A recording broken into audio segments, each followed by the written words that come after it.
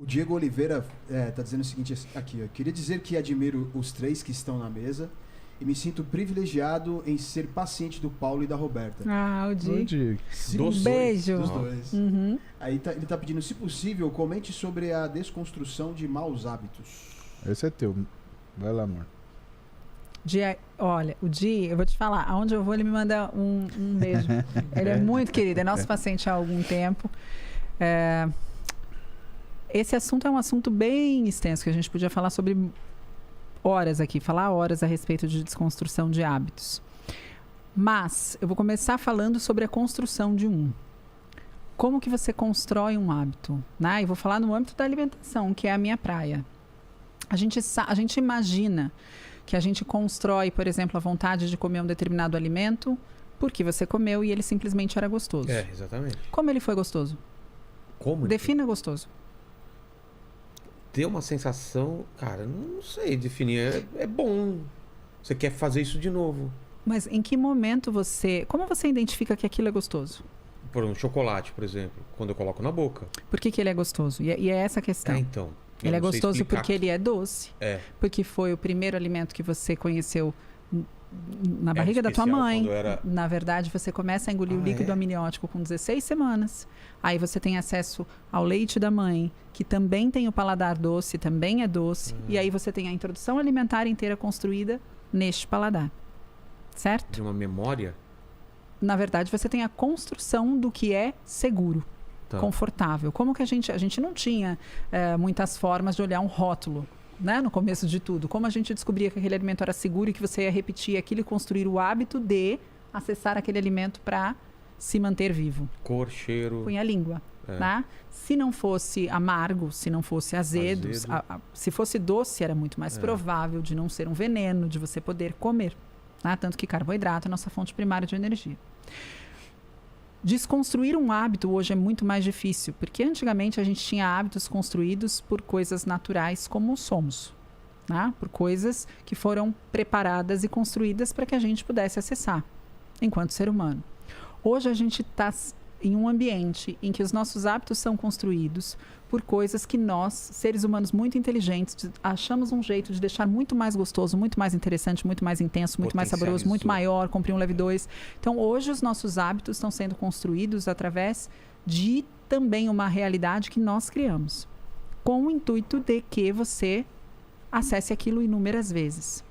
Só que qual é o problema quando você acessa essa intensidade? Você acaba acreditando que você, por exemplo, precisa de um doce após o almoço, ou que você gosta muito mais de chocolate do que de alface. E isso é fato, gosto mesmo, mais de chocolate do que de alface. Esse é um hábito, eu como mais macarrão do que como chuchu. Entendi. E você acredita que isso é um hábito. Quando, na verdade, isso é um impulso criado por um reforço extremamente positivo de outra sensação. Tá muito complexo até aqui, Lênin?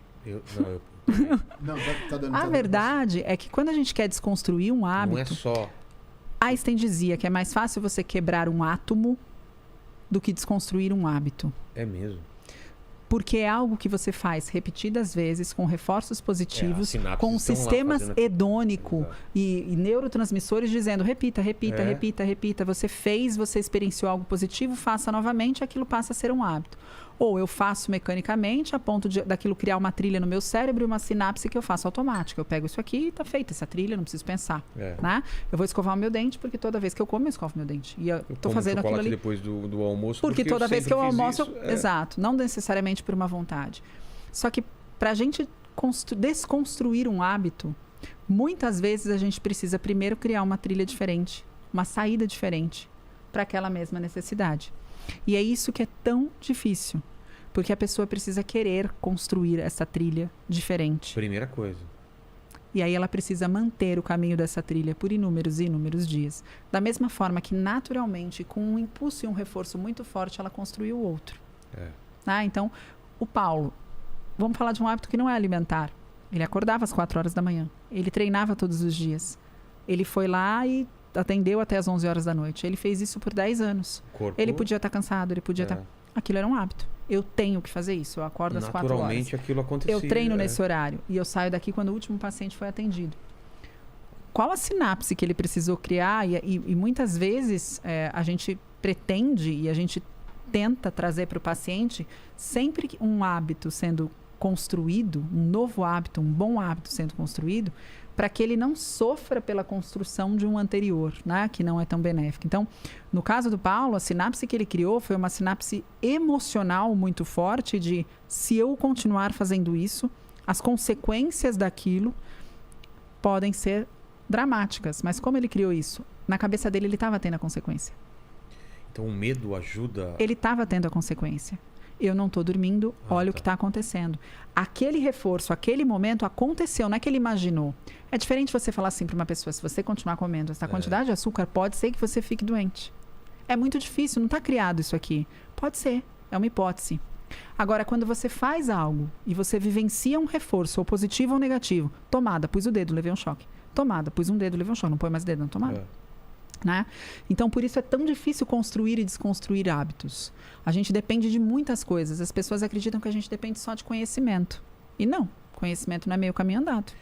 E quando é químico, nesse caso que você está falando, por exemplo? Exato. E aí? Quando hábitos são formados, né, por conta de recompensas e sensações de recompensa que nós temos, aí é muito mais forte essa conexão, porque é como se essa pessoa sentisse uma dependência de fazer aquilo, né? E com a alimentação é um pouco mais difícil, porque pensa que você é dependente de ar. Eu vou te mandar tampar o nariz? E se eu te mandar, por quanto tempo você tampa? Nós somos dependentes de comida. Eu vou te mandar restringir a comida? Por quanto tempo você é capaz com toda essa exposição? Então, hoje, a gente, quando fala de construir hábitos, e especialmente, né, se o Jim me perguntou sobre hábitos, eu acredito que sejam hábitos alimentares, porque ele é nosso paciente há bastante tempo, a gente não só tem que entregar o conhecimento, como tem que entregar algo que também tenha um reforço positivo, que possa ser praticado várias e várias vezes, até se tornar mecânico. Outro alimento. Exato. Eu gosto muito de falar de comportamentos guias. Às vezes você fala, eu vou trocar, olha, eu como isso. Não, mas isso você não vai poder mais comer. Exemplo do chocolate depois da refeição, por exemplo. Perfeito. O que poderia ser? Vamos lá, você come chocolate todo dia após a refeição. Ou se eu não como, tenho a vontade de.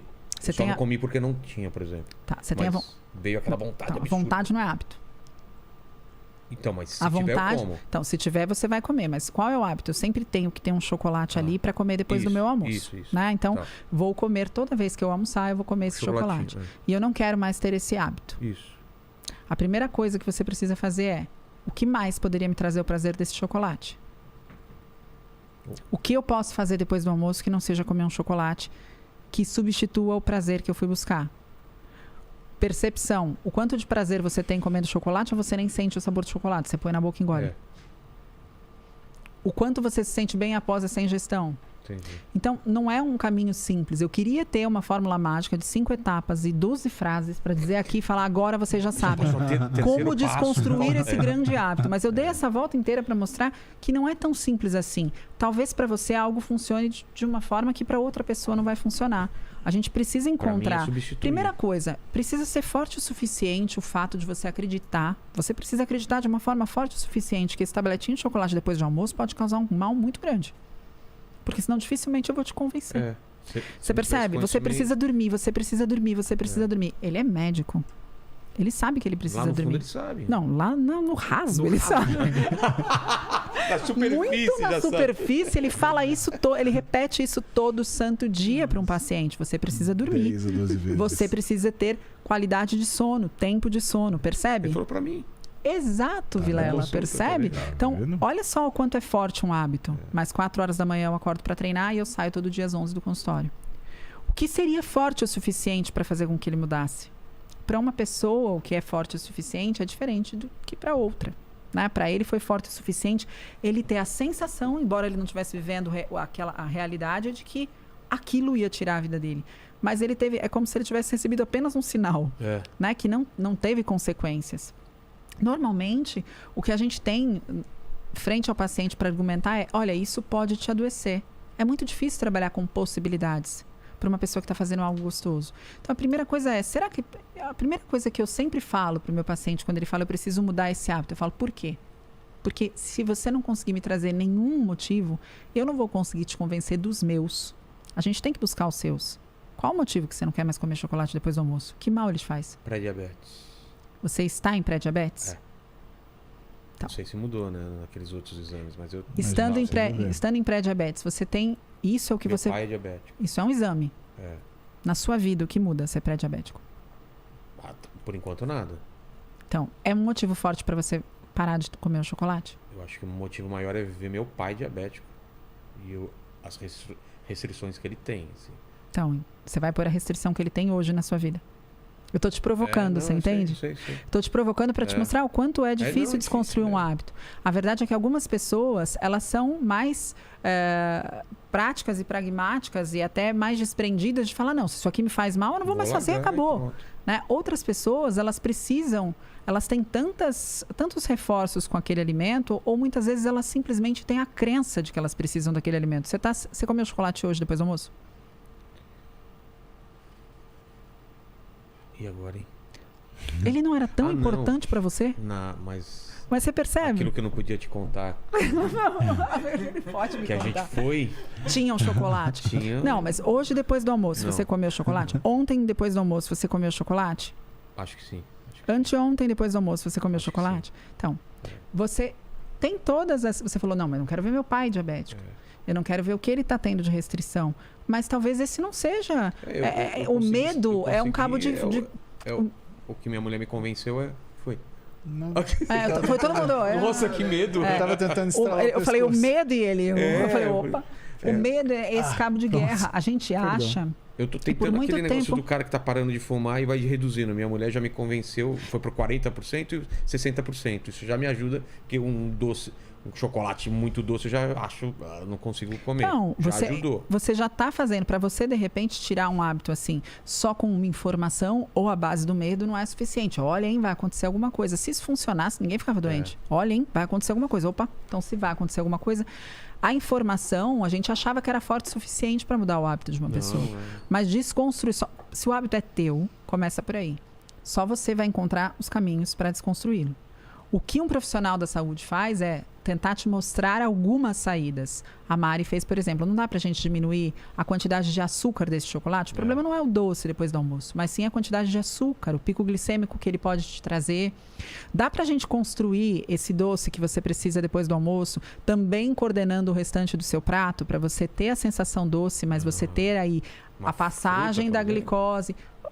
Eu não tiraria o chocolate. Ah, não? Não, mas eu gosto da estratégia da Mari, por exemplo. Você acha que você é dependente do doce?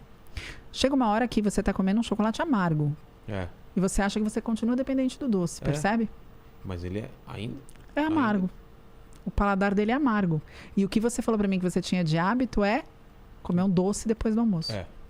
Comer um chocolate Exato. depois do almoço. É mais chocolate, assim. Não é Então, nem doce, é cacau é chocolate. É. E a gente vai Exato. para o melhor cacau que você pode E comer. a minha mulher às vezes faz E uns pode- bolos, sei lá. E pode chegar um É. momento que você fale, tá, agora eu preciso realmente parar de fazer isso. Mas o que eu posso Eu fazer? tenho trocado aqui pelo café, né? Vocês perceberam, né?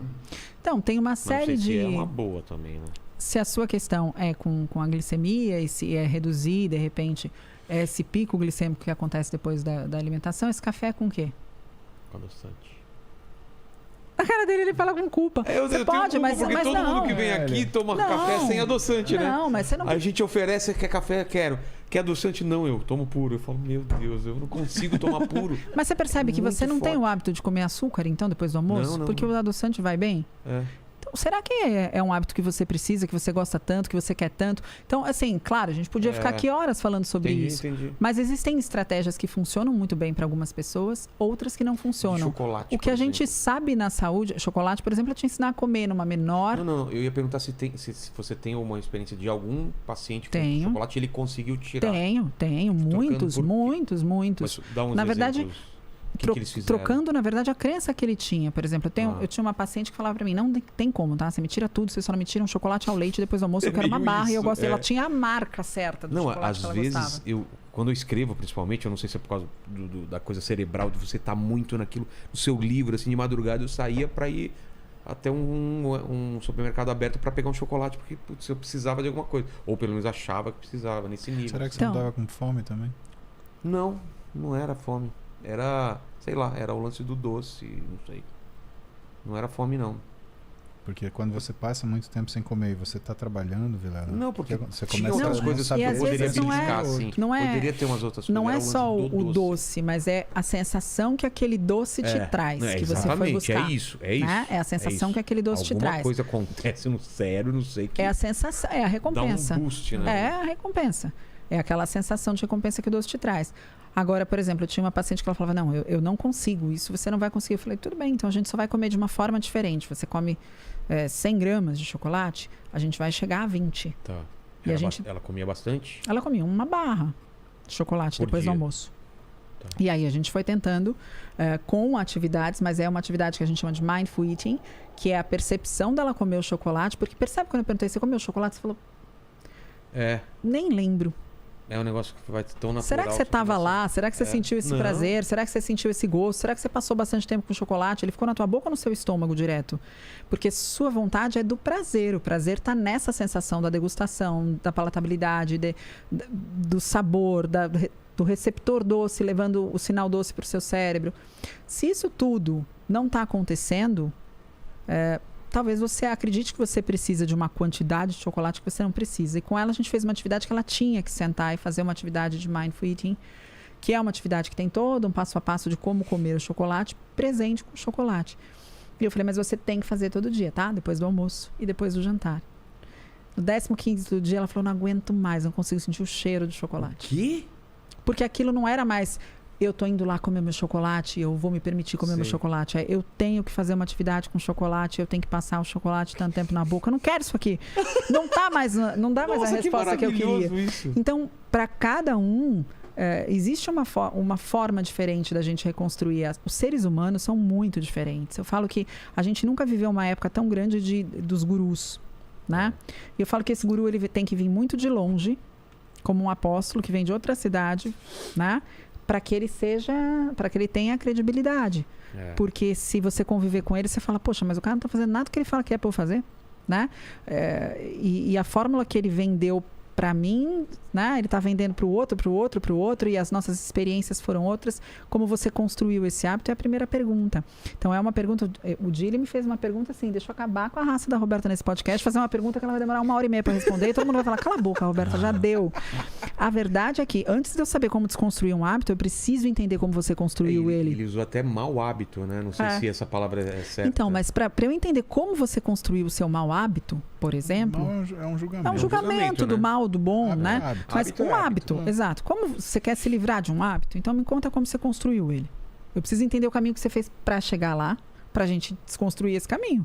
A gente tem que refazer outro caminho, mas eu preciso entender o que te prende, para de repente te dar um hábito que seja de repente mais favorável ou mais benéfico para sua saúde, mas que tenha as mesmas associações, que você consiga fazer as mesmas associações. Muitas vezes é isso, não tem uma fórmula mágica ou uma resposta, um livro de 3 etapas, né? Um post de 3, rode 3 vezes aqui que você vai descobrir como nunca mais meio ter vontade. Com psicologia também, então. É uma terapia, né? Uma terapia. O que a terapia faz? Bom, essa aqui é a situação. Você vivencia esse sentimento dessa forma. Como a gente pode construir uma trilha diferente no seu cérebro para você vivenciar diferente?